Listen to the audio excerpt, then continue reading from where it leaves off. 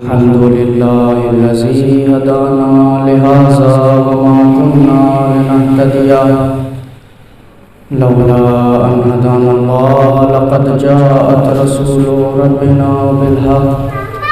الصلاة والسلام والتحية والإكرام على سيد أسر ما في الوجود سر الله في كل موجود ونقطة دائرة الوجود صاحب لواء الحمد والمقام المحمود مولانا ومولى القرآن جد الحسن والحسين بالقاسم محمد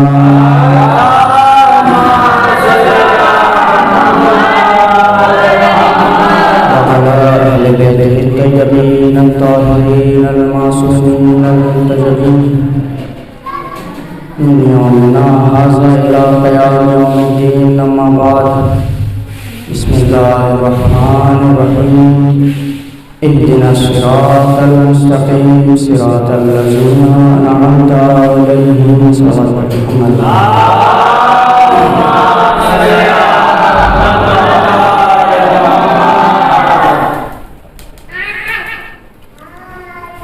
عزیزان گرامی،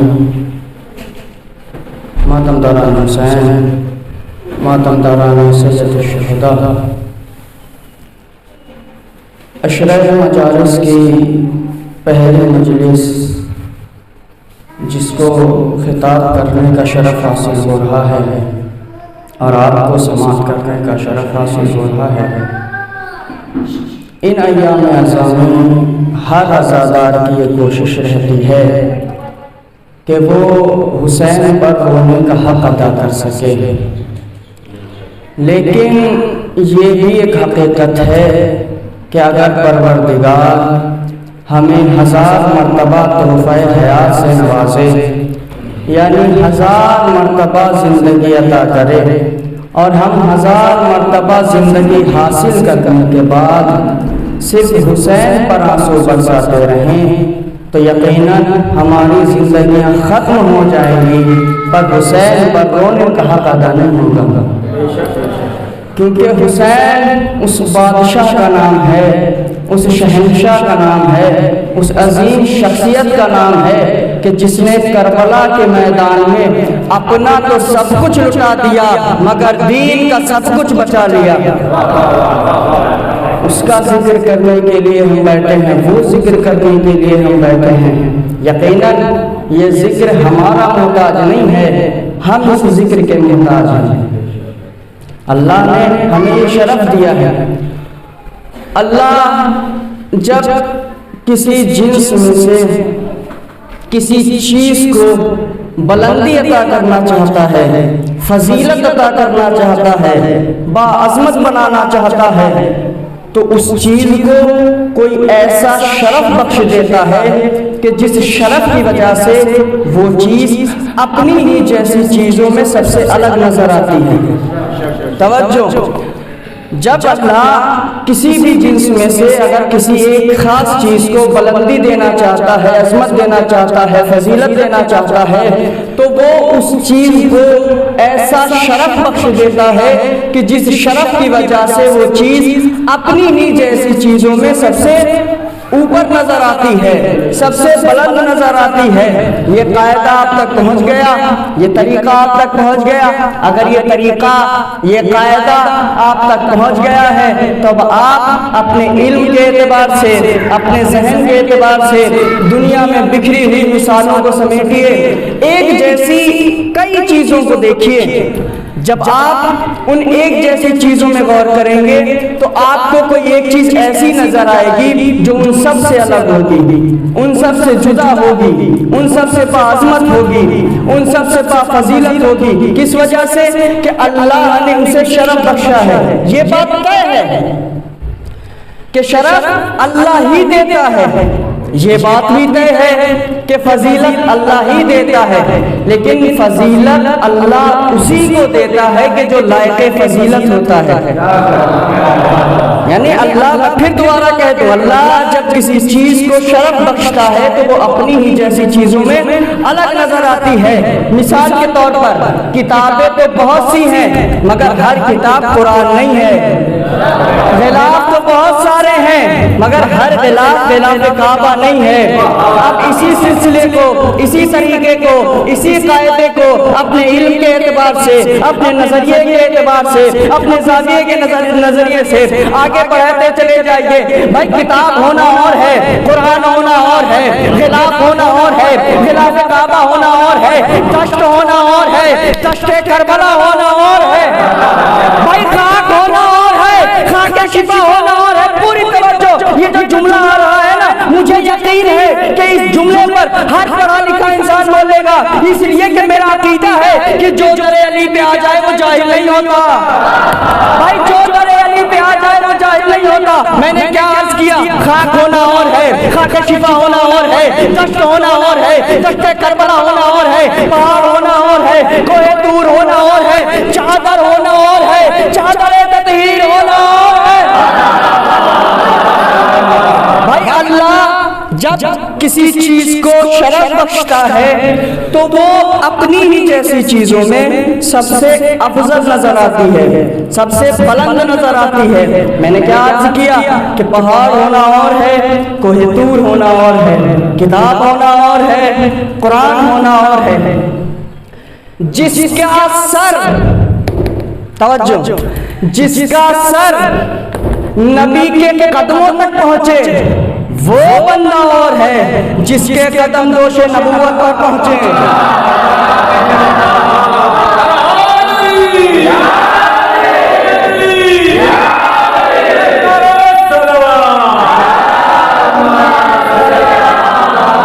جس کے قدم دوش نبوت پر پہنچے وہ بندہ اور ہے، جس کے در سے تارا دکھے وہ در اور ہے، جس کے در پر تارا دکھے۔ صلوات پڑھیں محمد والے۔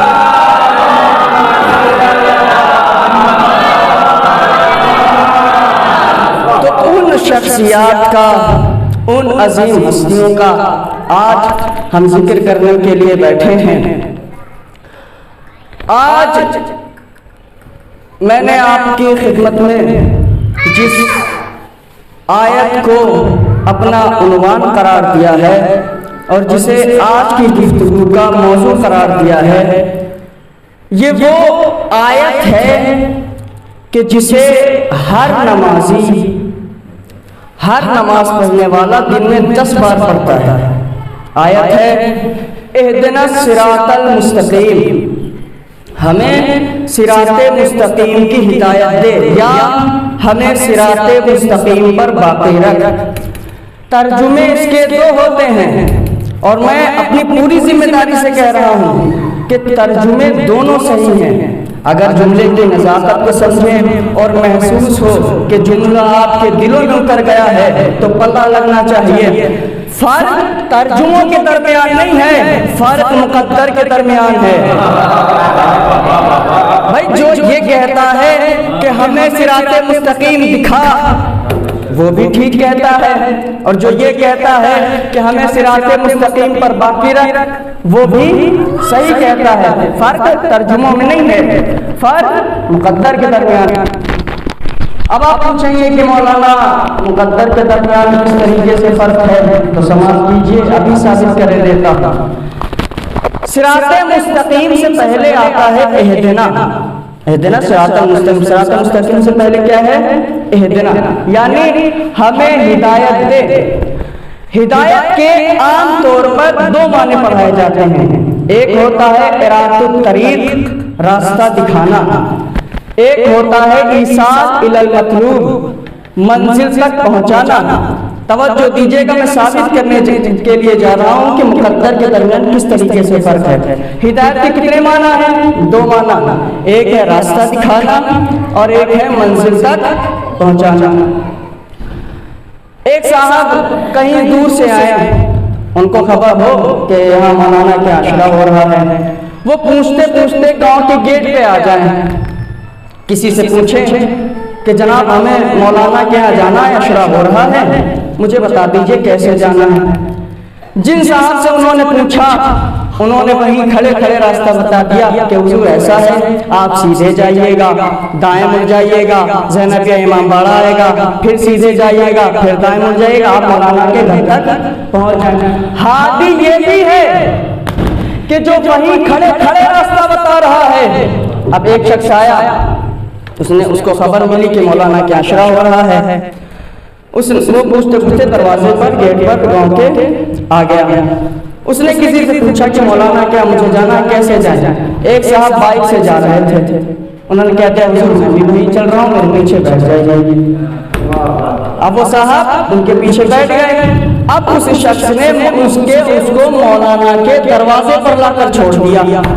ہادی وہ بھی تھا کہ جو وہیں کھڑے کھڑے راستہ بتا رہا تھا کہ دائیں جائے، سیدھے جائے، بائیں مڑ جائے۔ ہادی یہ بھی ہے کہ جو منزل تک پہنچا رہا ہے۔ اب آپ لوگ صاحب فہم لوگ بیٹھے ہوئے ہیں، مجھے بتائیں کہ ان دونوں آدمیوں میں فائدے میں کون ہے؟ وہ شخص فائدے میں ہے کہ جو ایسے ہادی کے پیچھے چلا جس نے وہیں کھڑے کھڑے راستہ بتایا، یا وہ شخص ایسے فائدے میں ہے کہ جو ایسے ہادی کے پیچھے چلا کہ جس نے منزل تک پہنچایا؟ کون ہے فائدے میں؟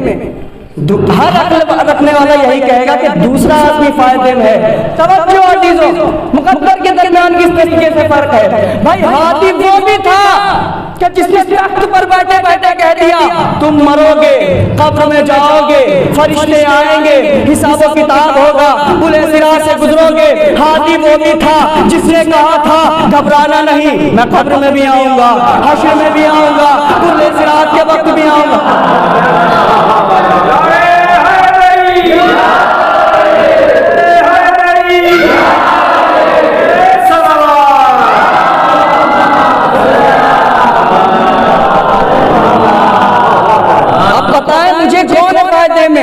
جو ایسے ہاتھی کے پیچھے چلا جس نے تخت پر بیٹھے بیٹھے کہہ دیا حضور آپ مریے گا، حساب و کتاب دیجیے گا، فرشتے آئیں گے، پلے صراط سے گزریے گا۔ یا وہ شخص فائدے میں ہے کہ جو ایسے ہاتھی کے پیچھے چلا جس نے کہا گھبرانا نہیں، میں قبر میں بھی آؤں گا، حساب کے وقت بھی آؤں گا، فرشتوں کے وقت بھی آؤں گا، پلے صراط پہ بھی نظر آؤں گا۔ ایک صلوات پڑھیں محمد والا۔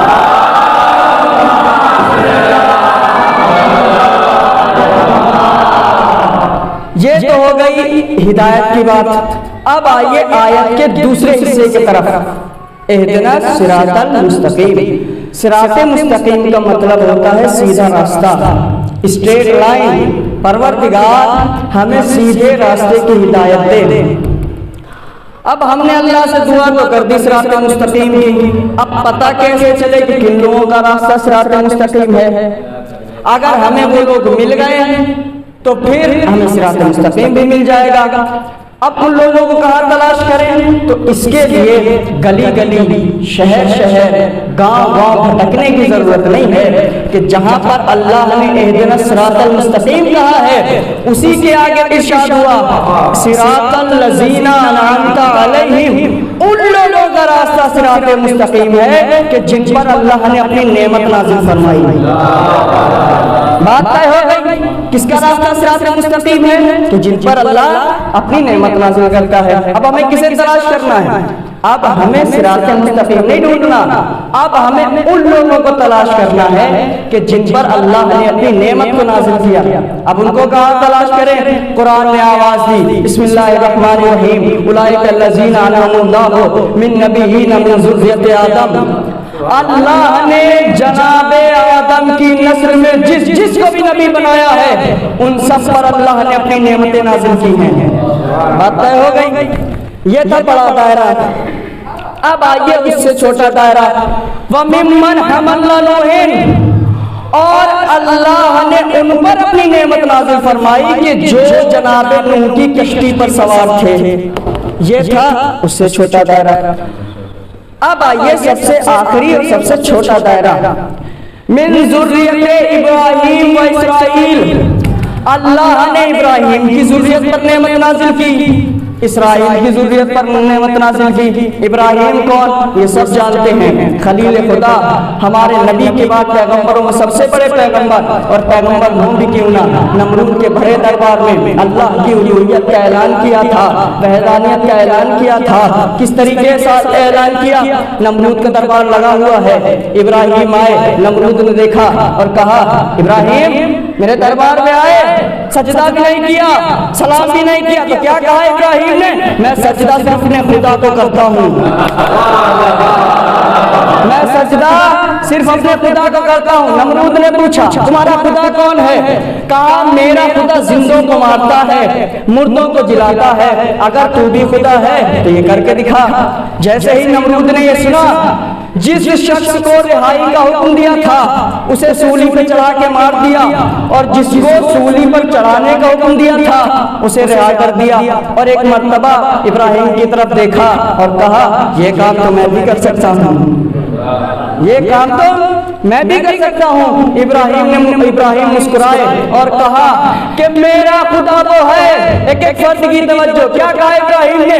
میرا خدا وہ ہے کہ جو سورج کو مشرق سے نکالتا ہے مغرب میں ڈباتا ہے، اگر تو بھی خدا ہے تو سورج کو مغرب سے نکال کے دکھا، تو بھی خدا ہے تو سورج کو مغرب سے نکال کے دکھا، تو بھی خدا ہے تو سورج کو مغرب سے نکال کے دکھا۔ قرآن نے بھی ہمیں بتایا کہ ابراہیم نے نمرود کے دربار میں یہ چیلنج کیا تھا، یہ دعویٰ کیا تھا کہ اے نمرود اگر تو بھی خدا ہے تو سورج کو مغرب سے نکال کے دکھا۔ اگر میں علی کی فضیلتیں آپ کے ذہنوں سے ہوتے ہوئے آپ کے دلوں تک اتار دوں نا تو آپ کے اٹھے ہوئے ہاتھ میری خطابت کو داد نہیں ہوں گے، علی کی فضیلتوں کو سلام ہوں گے۔ کیا کہا ابراہیم نے؟ اگر تو بھی خدا ہے تو سورج کو مغرب سے نکال کے دکھا۔ میرے ہاتھ جڑے ہیں میرے بزرگوں، میرے بھائیوں، علی خدا تو نہیں ہے لیکن سورج کو مغرب سے نکالا ضرور ہے۔ علی خدا تو نہیں ہے لیکن سورج کو مغرب سے نکالا ضرور ہے۔ آپ علماء سے، خطبہ سے، ذاکرین سے، فائزین سے سنتے رہتے ہیں علی نے مغرب سے سورج کو پلٹایا، علی نے مغرب سے سورج کو پلٹایا، علی نے مغرب سے سورج کو پلٹایا۔ میرے عزیزوں، علی کی صرف اتنی فضیلت نہیں ہے کہ علی نے سورج کو مغرب سے پلٹایا، جانتے ہیں علی کی فضیلت؟ ایک شخص آیا رسول کے پاس، کہنے لگا یا رسول اللہ قیامت کب آئے گی؟ رسول نے جواب دیا لا تقوم الساعة حتى تطلع الشمس من مغربها، جب سورج مغرب سے نکلے گا قیامت آ جائے گی، جب سورج مغرب سے نکلے گا قیامت آ جائے گی، جب سورج مغرب سے نکلے گا قیامت آ جائے گی۔ اس کا مطلب یہ ہے علی نے سورج کو بھی مغرب سے نکالا، قیامت بھی نہیں ہونے دی۔ صلوات پڑھیں محمد والے۔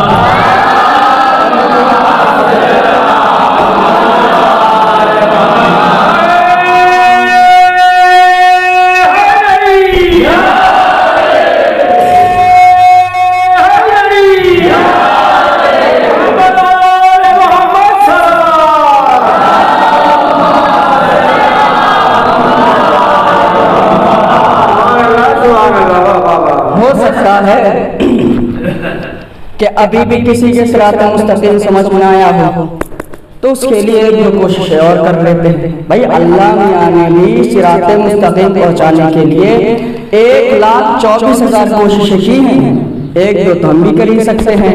تو آئیے قرآن کا وہ سورہ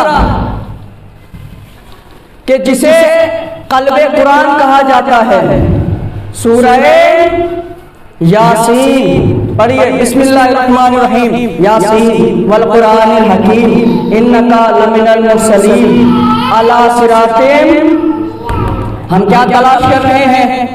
صراط مستقیم۔ کہاں پر آ گئے؟ صراط مستقیم پر۔ ارشاد ہو رہا ہے یاسین کی قسم، قرآن حکیم کی قسم، اے میرے حبیب آپ رسولوں میں سے ایک رسول ہیں۔ پھر آگے کیا فرمایا؟ علی صراط مستقیم، آپ صراط مستقیم پر ہیں۔ ہم کیا تلاش کر رہے ہیں؟ صراط مستقیم۔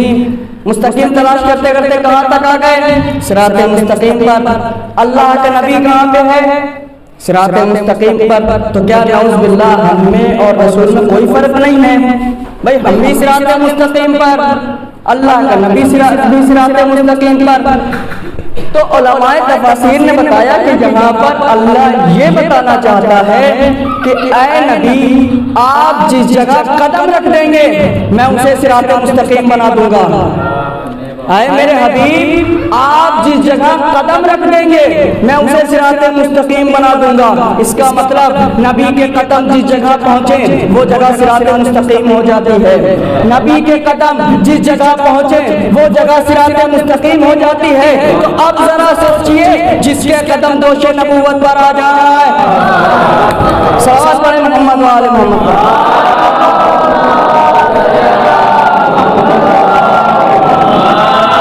کے قدم دوش نبوت پہ آ جائیں، کس کے آئے؟ مولا علی کے۔ اب لیجئے میں یہاں سے دعویٰ بدل رہا ہوں تاکہ دلیل بدلے۔ اب میں یہ ثابت کرنے کی کوشش نہیں کروں گا کہ علی کا راستہ صراط مستقیم ہے، اب میں یہ ثابت کرنے لگا ہوں کہ علی خود صراط مستقیم ہے۔ بات پہنچ گئی، علی خود صراط مستقیم ہے، یہ ذہن میں رہے آپ کے، یہ ابھی میں بیان کروں گا۔ علی خود صراط مستقیم ہے۔ کیا قرآن نے کہا یاسین والقرآن الحکیم انکا لمن المرسلین علی صراط مستقیم تنزیل العزیز الرحیم۔ صراط مستقیم وہ شے ہے کہ جو نازل ہوتی ہے، بات طے ہو گئی، جو چیز نازل ہو وہ کیا ہے؟ صراط مستقیم۔ ٹھیک، اب آئیے قرآن کی دوسری آیت کی طرف، ارشاد ہو رہا ہے اِنَّا نَحْنُ نَزَّلْنَا الذِّكْرَ وَإِنَّا لَهُ لَحَافِظُونَ۔ ہم نے قرآن کو نازل کیا، تب قرآن کیا ہوا؟ صراط مستقیم ہوا، چونکہ یہ نازل ہو رہا ہے تو قرآن کیا ہے؟ صراط مستقیم۔ اب آئیے آیت قرآن کی تیسری آیت کی طرف، بسم اللہ الرحمن الرحیم لو انزلنا ھذا القرآن علی جبل خاشعۃ متصدعا من خشیۃ اللہ۔ اگر ہم اس قرآن کو پہاڑ پر نازل کرتے تو تم دیکھتے قہر خدا سے پہاڑ پھٹ جاتا۔ توجہ عزیزوں، اس کا مطلب یہ ہے قرآن کیا ہے؟ نازل ہونے والی چیز، نازل جو چیز نازل ہو وہ کیا ہے؟ صراط مستقیم ہے۔ اس کا مطلب یہ ہے، اور اللہ قرآن کے لیے کیا کہہ رہا ہے کہ اگر ہم اس کو پہاڑ پر نازل کرتے تو تم دیکھتے پہاڑ پھٹ جاتا، پہاڑ چور چور ہو جاتا، پہاڑ ٹوٹ جاتا۔ اس کا مطلب یہ ہے، توجہ عزیزوں، اس کا مطلب یہ ہے کہ صراط مستقیم جس جگہ نازل ہوتا ہے وہ اس جگہ کو پھاڑ دیتا ہے۔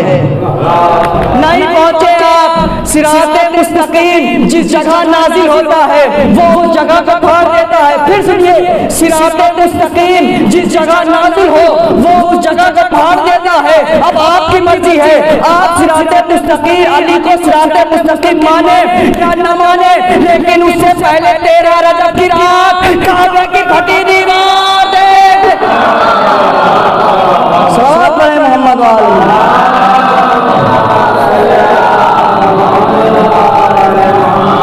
بھائی ہم نے اب اللہ کی بارگاہ میں روز نماز پڑھی، روز دعا کر دی، پروردگار صراط مستقیم دکھا، پروردگار صراط مستقیم دکھا، دعا کر دی ہم نے۔ اب ہمیں یہ بھی پتا چل گیا کہ کس کا راستہ صراط مستقیم ہے۔ اب ہمیں صراط مستقیم تک لے کر کون جائے گا؟ ہمارا ہادی کون ہوگا؟ رہبر کون ہوگا جو ہمیں صراط مستقیم تک لے کر جائے گا؟ تو ارشاد ہوا بسم اللہ الرحمن الرحیم فی ھذہ السبیل ادعو الی اللہ انا ومن التوانی۔ اے میرے حبیب آپ ہادی ہیں۔ توجہ عزیزوں، بات طے ہو گئی، کون ہے ہادی؟ اللہ کا رسول ہادی ہے۔ یہاں تک تو کوئی مسئلہ ہی نہیں ہے، مسئلہ ہے اس کے آگے کہ رسول کے بعد ہادی کون ہوگا؟ تو کیا ارشاد ہوا؟ اے میرے حبیب آپ ہادی ہیں، اور وہ ہادی ہے کہ جو آپ کی اتباع کرتا ہے۔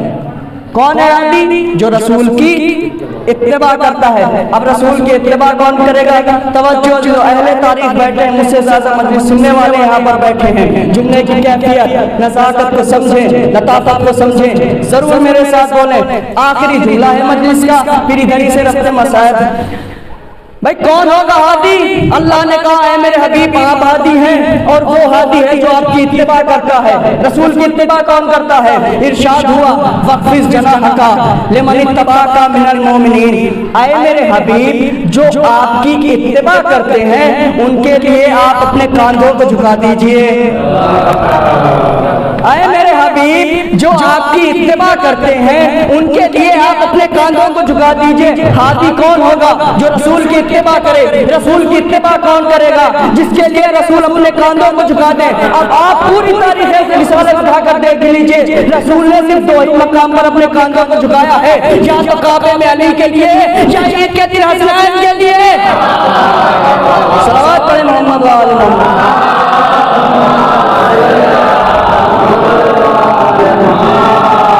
یا عید کے دن حسنین کے لیے، جس کے لیے رسول نے پوری زندگی کہا. کبھی کہا حسین ابنی وانا من حسین، کبھی کہا الحسن منہ. اسی کو آگے چل کے لوگوں نے کربلا میں بلا لیا.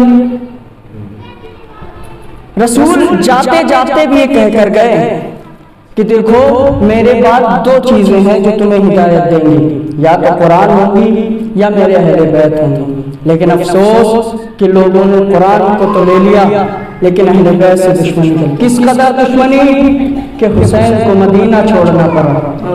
آپ نے کل چاند رات میں مسائل سنے، میرا دل چاہتا ہے کہ میں آج رخصتی کے مسائل پڑھوں. عزاداروں، مدینے سے حسین کی رخصتی نہیں تھی بلکہ مدینہ اجڑ رہا تھا.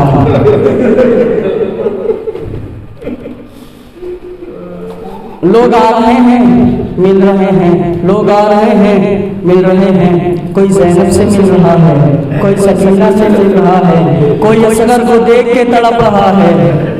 یہ ننھا سا بچہ سورج کی دھوپ میں جائے گا اور سفر کرے گا.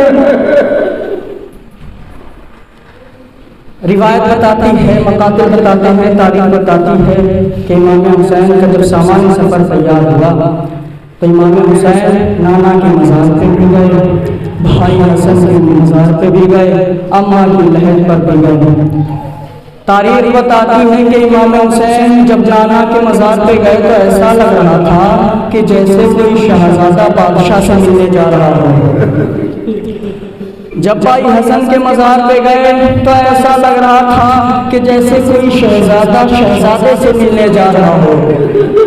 لیکن وہی مقاتل لکھتے ہیں کہ وہ حسین جب اپنی اماں کی لحد کی طرف گیا ہے تو ایسے گیا ہے کہ جیسے 2 سال کا بچہ گھٹنیوں چل کر اپنے ماں کے پاس جاتا ہے. اماں جا رہا ہے آپ کا حسین. شاید تربت زہرا سے آواز آئی ہو میرے لال تم تنہا نہیں ہو، جہاں جہاں تم جاؤ گے تمہاری ماں فاطمہ وہاں آ جائے گی. ہاں عزاداروں، جو وطن سے دور رہتے ہیں، جو وطن چھوڑ کر جاتے ہیں، وہ اس جملے کو محسوس کریں گے کہ کتنا سخت ہوتا ہے وطن کو چھوڑنا.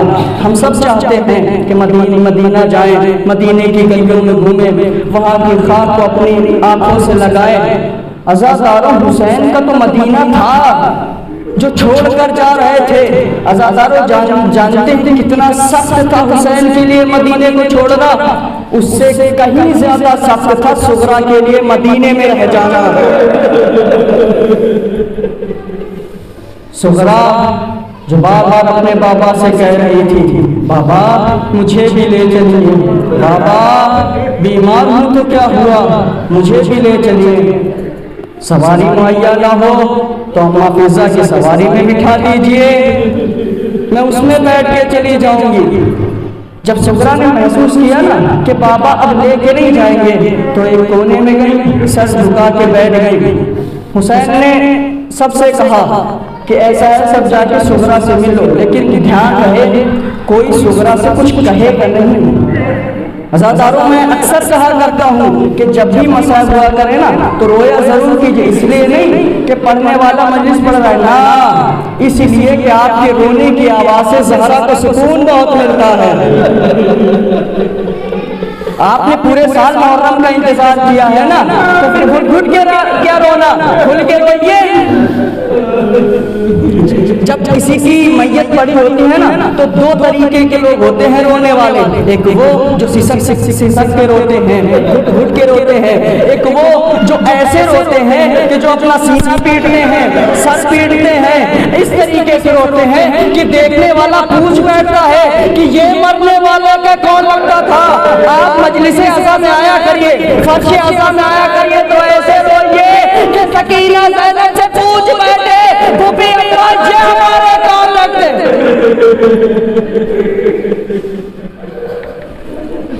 سب نے سب بنائی، کھڑی ہو گئی، سغرا کے سر سے ہاتھ رکھا، آگے بڑھ گئی، سغرا کے سر سے ہاتھ رکھا، آگے بڑھ گئی، زینب آگے بڑھی، سغرا کے سر سے ہاتھ رکھا، آگے بڑھی، کلثوم نے ہاتھ رکھا، آگے بڑھی۔ اچانک سغرا کو کریل جوان بھائی کا ہاتھ محسوس ہوا۔ سغرا نے جلدی سے اکبر کا دامن پکڑ لیا اور روک لیا۔ جیسے ہی سغرا نے روکا، علی اکبر کی آنکھوں سے آنسو ٹھہر گئے۔ سغرا نے ہاتھ جوڑ کے کہا، بھیا رونے کی ضرورت نہیں ہے، میں آپ کو لے جانے کے لیے نہیں کہوں گی۔ اکبر کہتے ہیں بہن سغرا پھر روکا کیوں ہے؟ کہا بھیا یہ میں نے چھوٹا سا ایک مٹی کا ٹیلا بنایا ہے، اس پہ آپ کھڑے ہو جائیے۔ اکبر اس پہ کھڑے ہوئے، اترے، پوچھا بہن سغرا یہ تم نے اپنے بھائی اکبر کو مٹی پر کیوں کھڑا کیا؟ کہا بھیا اکبر تم نے دیکھا نہیں، آپ کے پیروں کے نشان اس مٹی پر بن گئے۔ سغرا آج تک آپ کا چہرہ دیکھ کے زندہ تھی، لیکن آج کے بعد آپ کے پیروں کو نشان دیکھ کر زندہ رہے گی۔ واہ مصیبتہ واہ الا لعنت اللہ علی القوم الظالمین وسيعلم الذین ظلموا أيام ينقلبون انا للہ و انا الیہ راجعون۔